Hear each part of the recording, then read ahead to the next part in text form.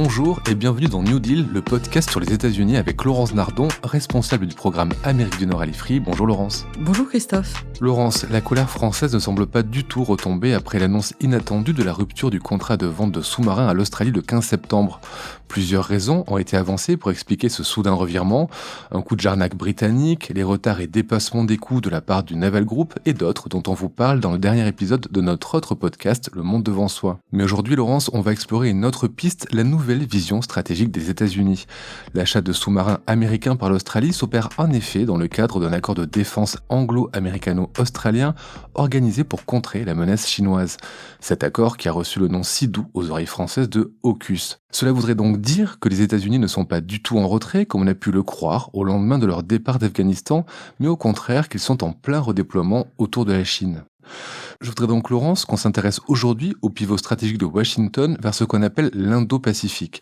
Pourquoi cette nouvelle direction géopolitique ? Est-ce qu'elle fait débat aux États-Unis ? Et question importante, vue de Paris, la France et l'Europe sont-elles définitivement exclues de ce nouvel axe ? La conclusion de ce nouvel accord de défense entre les États-Unis, l'Australie et la Grande-Bretagne, il vient prouver que la ligne anti-chinoise a vraiment le vent en poupe à Washington et qu'elle entrave les velléités de repli sur soi qu'on avait pu voir dans les dernières années. Rappelez-vous, entre 2016 et 2020, l'administration Trump avait pratiqué un nationalisme de repli. Du côté démocrate, on voit aussi le courant de gauche, celui qui est porté par Bernie Sanders, être très opposé aux interventions militaires américaines à l'étranger. Mais du coup, on peut voir le départ américain d'Afghanistan comme une conséquence de cette volonté de se retirer des affaires du monde. Oui, tout à fait, et ce serait très logique. Mais pour l'establishment diplomatique traditionnel de Washington, celui qu'on appelle le blob de manière péjorative, je vous en ai déjà parlé, et puis d'autre part, pour les militaires, le retrait d'Afghanistan, il ouvre au contraire la possibilité de pivoter sur ce qu'on appelle la zone Indo-Pacifique. Alors elle correspond à quoi cette zone Indo-Pacifique ? C'est un terme qui est apparu dans les débats stratégiques en Australie et en Inde autour de 2005, donc il y a déjà un petit moment. Il avait ensuite été repris par les Japonais et principalement Shinzo Abe en 2007. Premier ministre à l'époque ? Qui proposait d'ailleurs l'objectif plus large de maintenir un Indo-Pacifique libre et ouvert.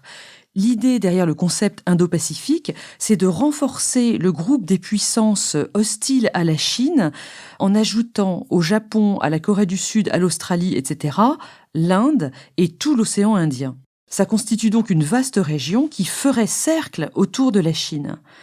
Pour ce qui concerne les États-Unis, le terme est apparu à partir de 2010, au moment où l'administration Obama proposait le pivot vers l'Asie, un concept introduit par Kurt Campbell, qui était alors au département d'État, et selon lequel il fallait que les États-Unis se retirent de l'Atlantique et de la vieille Europe, se retirent aussi du Grand Moyen-Orient pour se tourner vers la vraie menace du XXIe siècle, c'est-à-dire la Chine, et donc entourer la Chine sur ce théâtre Indo-Pacifique. Bon, en l'occurrence, le pivot vers l'Asie d'Obama, il avait été retardé par les printemps arabes à partir de 2011.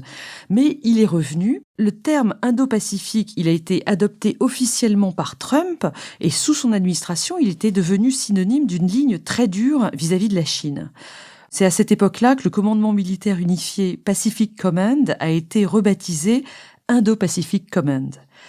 Et puis aujourd'hui, l'administration Biden le reprend à son compte.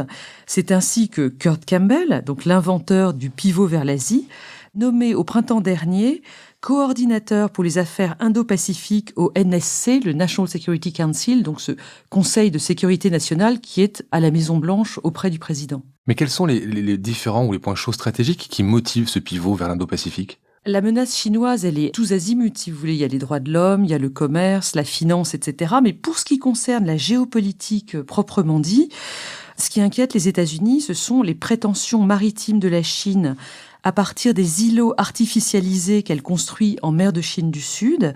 Il y a aussi les menaces sur les voisins de la Chine. Mais, vous l'avez dit en introduction, c'est surtout Taïwan. Cette île dans laquelle le gouvernement non communiste de la Chine s'est replié en 1949, lorsque Mao a eu gagné la guerre civile, Depuis cette époque, la Chine communiste continentale considère que Taïwan fait partie du pays et aspire donc à une réunification. Et Xi Jinping, donc le président actuel de la Chine, a encore rappelé en juillet dernier, dans un discours prononcé pour le centenaire du Parti communiste chinois, que le pays avait vocation à récupérer l'île de Taïwan. Île de Taïwan qui a un accord de protection militaire avec les États-Unis. Les États-Unis anticommunistes ont très naturellement soutenu Taïwan à partir de 1949. Il y a eu un traité de défense mutuelle États-Unis-Taïwan signé en 1954, mais il a dû être annulé lorsque les États-Unis ont reconnu la Chine sous Kissinger et ensuite sous Carter. Ça s'est fait officiellement en 1979. Mais la même année, 1979, les États-Unis ont quand même passé le Taiwan Relations Act, une loi américaine qui met en place ce qu'on appelle l'ambiguïté stratégique. C'est-à-dire que officiellement, il n'y a pas d'accord de défense, mais officieusement, les États-Unis sont aux côtés de Taïwan. C'est un pays qui a une industrie florissante et qui est d'ailleurs extrêmement importante aujourd'hui pour les États-Unis à cause de la production de semi-conducteurs qui est très importante à Taïwan. C'est aussi évidemment un bastion de la démocratie, surtout après la mise au pas de Hong Kong par la Chine ces dernières années. Et enfin, sur le plan plus militaire, en août dernier, on a vu arriver à la Chambre des représentants à Washington un projet de vente d'armes américaines à Taïwan qui porte sur un montant de 750 millions de dollars. Ajoutons que Taïwan pourrait être invité au sommet des démocraties que Biden compte organiser en décembre prochain. Et ce choix stratégique fait-il l'unanimité à Washington ? Eh bien écoutez, en ce moment, il y a dans les débats stratégiques de la capitale américaine un unanimisme très fort, peut-être même trop fort sur cette question d'hostilité à la Chine. La Chine est vraiment présentée comme le nouvel ennemi. Alors, il vient s'inscrire soit dans le concept d'une nouvelle guerre froide, qui est assez à la mode, même si, évidemment, l'opposition idéologique US-Chine n'est pas comparable à celle qui existait entre les États-Unis et l'URSS. Du coup, on voit les stratèges utiliser aussi le concept de rivalité des puissances, qui ressemble plus à de la géopolitique traditionnelle. Mais en tout cas, il est assez difficile de débattre et de critiquer cette nouvelle doxa. Il y a souvent, dans les débats stratégiques à Washington, une pensée de groupe, un groupthink. D'ailleurs, l'une des rares critiques que j'ai trouvées du concept d'Indo-Pacifique, elle vient d'un professeur américain, mais qui est basé en Australie. Il explique que la zone est beaucoup trop grande à défendre, puisqu'il y a l'Asie du Sud-Est, le Pacifique et l'océan Indien. Alors, dans l'Asie du Sud-Est et dans le Pacifique, les États-Unis sont très présents, ils ont de nombreuses bases militaires. En revanche, ils sont très peu présents dans l'océan Indien et donc vouloir défendre toute la zone introduit un risque de surextension des capacités américaines. D'où l'intérêt pour Washington d'armer l'Australie et de conclure ce fameux accord. Oui, alors l'accord AUKUS, il regroupe ces trois pays, les États-Unis, la Grande-Bretagne et l'Australie.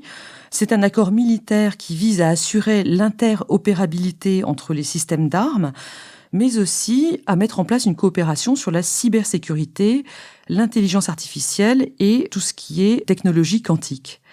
Il y a d'autres organisations régionales qui visent à encadrer la Chine dans la région, de l'extérieur. Il faut parler de la Quad, qui est un dialogue stratégique entre le Japon, l'Inde, l'Australie et les États-Unis. La Quad conduit principalement des exercices militaires. Ajoutons que Biden tente actuellement d'orienter l'OTAN vers la Chine, ce qui n'est pourtant pas la mission première de l'Alliance. Et puisqu'on parle d'OTAN, parlons de la France. Est-ce que nous sommes présents militairement dans la région ? Oui, la flotte française est très présente dans le Pacifique, autour de la Nouvelle-Calédonie et au travers de la Polynésie française. Elle a d'ailleurs participé à des exercices navals nombreux ces dernières années, notamment au mois de mai dernier. Le porte-hélicoptère Tonnerre et la frégate Surcouf avaient participé à l'exercice ARC-21 avec les Japonais, les Australiens et les Américains. Et l'Union européenne ? L'Union européenne aussi est présente, alors pas militairement, mais la Commission a sorti sa stratégie de coopération dans l'Indo-Pacifique. C'est un document de 17 pages. Il a été rendu public jeudi dernier, le jour même de l'annonce de la trahison de nos alliés anglo-saxons. Trahison qui a d'ailleurs été dénoncée par la Commission européenne. Et justement, pourquoi n'avons-nous pas été invités à participer à cet accord AUKUS ? Vraiment, c'est une question qu'on se pose et le sentiment de trahison est très très fort en France, mais enfin, on n'a pas besoin d'y revenir. Quelles sont les possibles explications ? D'abord, je pense qu'il y a toujours une certaine brutalité des États-Unis dans la conduite de leur politique étrangère. Rappelez-vous des années 2001-2003, quand la France n'était pas d'accord sur l'invasion de l'Irak. Il y a sans doute eu une pensée en silo dans l'administration américaine, c'est-à-dire que les directions Asie au département d'État ou au département de la Défense n'ont pas discuté avec les directions Europe et elles ont vu l'intérêt des États-Unis dans cet nouvel accord avec l'Australie et donc ont tout simplement éjecté la France sans ménagement. Il y a aussi, il faut en parler, cette évidente entente culturelle entre ces trois pays anglo-saxons. La France a essayé de bâtir des relations de confiance avec l'Australie sur le plan militaire et stratégique depuis 10 ans, mais on voit bien que ça n'a pas suffi. Du côté des Britanniques, je suppose qu'il y a un certain élément de schadenfreude à voir la France exclue du dispositif. Et là, pour le coup, ça rappelle plutôt l'épisode de 2013. Rappelez-vous, quand l'administration Obama avait promis de frapper la Syrie si elle attaquait sa population avec des armes chimiques, eh bien, la France de François Hollande était prête à y aller, mais pas la Grande-Bretagne de Cameron, et l'administration Obama avait choisi de ne pas conduire ces frappes. Le sentiment de trahison était déjà assez fort à cette époque-là. Aujourd'hui, c'est encore pire. Une dernière raison évidente, c'est l'intérêt des industriels américains et britanniques qui vont participer à la construction de ces nouveaux sous-marins. Ils ont certainement poussé à la roue pour que les choses se fassent. Puisque vous parlez de ces sous-marins, il faut rappeler qu'ils sont à propulsion nucléaire. Plusieurs commentateurs s'inquiètent de voir le retour de la prolifération nucléaire dans la région. C'est un risque ? En effet, il s'agit de sous-marins à propulsion nucléaire, pas à armement nucléaire. La propulsion nucléaire, ça permet d'avoir des sous-marins à très longue autonomie et a priori très silencieux. Donc l'Australie sera bien armée pour mener des patrouilles discrètes dans toute la zone. Mais vous avez raison, il faut se poser la question du risque de prolifération. Alors toute la zone est couverte par le traité de Rarotonga qui a été conclu en 1985 et qui, a priori, interdit toute prolifération nucléaire. Seulement, le combustible nucléaire, donc c'est de l'uranium très enrichi, qui est utilisé pour la propulsion, n'est pas couvert par cet accord. Donc juridiquement, l'accord n'est pas violé. Mais ça envoie quand même un message qui n'est pas très positif pour tous les ennemis de l'Occident représentés par le traité AUKUS dans la région. Donc depuis l'annonce de ce partenariat, on voit la France furieuse. Jean-Yves Le Drian a des mots très durs à l'encontre de l'allié américain. Mais quelle est notre marge de manœuvre à part s'énerver ? Eh bien, en diplomatie, quand on a reçu un coup dur, on va toujours essayer ensuite d'obtenir des concessions. Et c'est ce que la France va faire. D'ailleurs, on le voit déjà sur l'affaire des visas de voyage pour les Européens, qui étaient absolument bloqués depuis des mois. On a vu les États-Unis annoncer la possibilité de retourner aux États-Unis pour les vaccinés européens à partir du mois de novembre.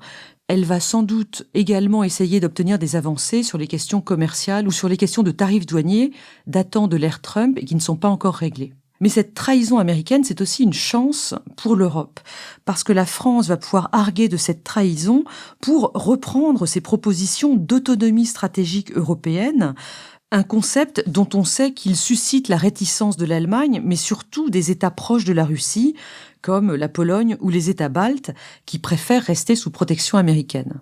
Or, et je conclurai là-dessus, la France va prendre la présidence de l'Union au premier semestre 2022 et ça va être une occasion pour elle de dialoguer avec les 26 autres pays sur ce sujet d'autonomie stratégique. Vous me semblez bien optimiste, Laurence. L'autonomie stratégique européenne et surtout la défense européenne semble quand même être un vieux serpent de mer. Merci pour vos explications et vos analyses. On se retrouve la semaine prochaine pour un nouvel épisode de New Deal. Au revoir Christophe, à la semaine prochaine. Retrouvez New Deal chaque semaine sur slate.fr ou votre plateforme de podcast préférée.